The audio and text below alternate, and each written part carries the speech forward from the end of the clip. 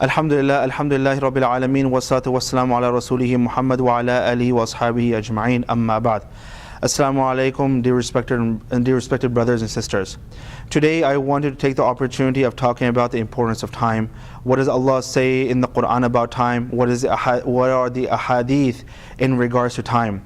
I began by reading a verse of the Quran where Allah subhanahu wa ta'ala, He says, وَإِن تَعُدُّوا نِعْمَةَ اللَّهِ لَا تُحْصُوهَا. If you were to count the blessings of Allah that He has bestowed upon us, لَا تُحْصُوهَا, Allah says you will not be able to count them, you will not be able to number them. They are that much in number. And I bring your attention to one hadith of the Prophet sallallahu alaihi wasallam, where he points out to two ni'mas of Allah, two blessings of Allah in particular. And when the Prophet of Allah, he talks about these two blessings of Allah in particular, he is saying that most people incur loss when it comes to these two matters. The first matter is as-sihha, which is health, and al-faragh, which is free time. The Prophet ﷺ, in this hadith, he uses a very particular word, which is maghbunun in Arabic, which comes from the word al-ghabn. Al-ghabn refers to that person who incurs loss when he buys something or he sells something. For example, if a person were to buy something and he were to pay extra, this person is in loss. For example, a person, he goes to a store and he buys something which is originally worth $100, but he pays $200 for it. This person, he just put himself in loss. In the same way, if a person were to sell an item, and that item, let's say if it's worth $100, but this person, he ends up selling it for $50, he just lost $50. So in both cases, the person, whether he was the buyer or the seller, this person was in loss. The Prophet ﷺ, he refers to these kind of people that when a person, he does not utilize his time correctly, he will be in loss. He will be in a state of al-ghabn. He will be in such a loss that he cannot take back. In another verse of the Quran, Allah subhanahu wa ta'ala, He wants us to think about this. And He says, وَالْعَصْرِ إِنَّ الْإِنسَانَ لَفِي خُسْرٍ. And we see in this verse, وَالْعَصْرِ, that Allah subhanahu wa ta'ala, He is swearing upon time. And the rule is, and the principle is, that whenever Allah, the Almighty, He swears upon anything, He wants us to reflect upon that particular item. He wants us to think about that particular item. He demands from us that we reflect upon that particular thing. In this verse, Allah, He says, Wal Asr. He wants us to reflect upon time. And it's amazing that in this verse, Allah, He used the word Al-Asr. As we know that when time is generally translated, the word ad-dahr is used, the word al-asr is used. Even when you see translation of the Quran, the word al-asr has been translated as time. When you see the word ad-dahr, it has been translated as time. But what is the difference between both of them? Ad-dahr usually refers to that particular time and that type of time that will never finish. Whereas al-asr refers to that time that will eventually finish. And when Allah, He swears upon that time which will eventually finish, He wants us to reflect upon that time which is coming to an end. And when it comes to time, not only does He swear upon time, but in the next verse, in the following verse, Allah, He says, Innal insan lafi khusr. That when it comes to time, most people are headed towards destruction. What Allah subhanahu wa ta'ala is really trying to tell us is that most people waste so much time that they are headed towards destruction. And if you look at Wal Asr from a different angle, Wal Asr is referring to a salat that is the last salat of the day from an Islamic perspective. So Allah is telling us that days are going by from your life. Time is going away from your life. And what preparation have you made for the life hereafter? In another verse, Allah subhanahu wa ta'ala, He says, قَدْ أَفْلَحَ الْمُؤْمِنُونَ.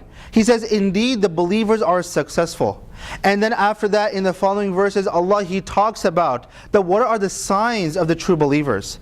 And amongst those signs, Allah says, وَالَّذِينَ هُمْ عَلِ اللَّغْوِ مُعْرِضُونَ.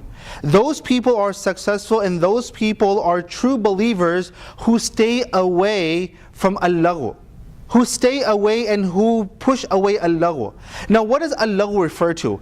Al-laghu refers to that thing that will not benefit us in this dunya, neither it will benefit us in the hereafter. For example, if a person plays sports, that is not considered a lagh because he is benefiting himself from a health point of view. So a lagh refers to that type of thing that if a person were to do, then this person, he will be in loss in this world and the hereafter. It will not benefit him in any manner. So Allah tells us that the sign of a true believer is that person who stays from a lagh. And when it comes to time, we have to be very particular that when it comes to our day and age, we waste a lot of time. Whether they are adults, whether they are youngsters, whether they are kids. And there are so many things that can waste our time. Television, sitting for hours and hours on YouTube, watching videos that will not benefit us in any manner. Playing video games for hours and hours. Yes, we are human beings. And yes, if we want to watch TV for 5-10 minutes, 15-20 minutes a day to refresh ourselves, you want to play video games for 5-10 minutes, 15-20 minutes a day to refresh ourselves, that makes sense. But when we sit behind the television for hours and hours a day, when we sit behind the video game consoles and we play hours and hours a day, or our kids are sitting in front of the television for hours and hours a day, this is called wasting time. And this time will come to an end. And Allah subhanahu wa ta'ala, He wants us to reflect upon time. He wants us to think about how we are wasting time. If we are wasting time, then surely we have to care about this, we have to take this into consideration, and we have to pick up those steps that stops us from wasting time. And that's why I come to the final part of this small reminder, is that what are some of the things that we can do in order to protect ourselves from wasting time. Many people have come to me in the past, and especially when it comes to youngsters, that what do we do? What can I do so that I do not waste time? Because many times when we don't keep ourselves busy, when we don't do things, when we don't occupy our time, then generally we involve in sins. As we know, there is a famous saying in English that an empty mind is a devil's workshop. So it's a common fact that when a person, he's wasting his time, he has absolutely nothing to do, he will involve in a lagh. He will involve in things that will not benefit him in this life as well as in the hereafter. That's why the one thing that I tell most people is that in order to make sure that you are not wasting your time, keep yourself busy. Keep yourself busy. When it comes to our children, keep their schedule jam-packed. Keep their schedule jam-packed. If there are activities after school taking place in school, make sure they are attending those activities. If there is a Quran class that is taking place after the school time in the area, in the local masjid, make sure they are attending those Quran classes. We have to make sure that our child's and our children's schedule are always full. Because when they are not full, they will come home, they will sit in front of the television, and they will waste their time. Another thing we can do, which is very, very needed amongst our community, amongst the adults and the families, is that in order to utilize time, we can spend some time with our family members also. Generally what happens is that the father comes back from work, he is absolutely tired, and the children and his spouse and his wife comes to him, and what happens is that he brushes everyone away. He does not want to associate with them. He doesn't want to sit around them. And what happens is like this, because he is not giving time to his own family, the family begins to break apart.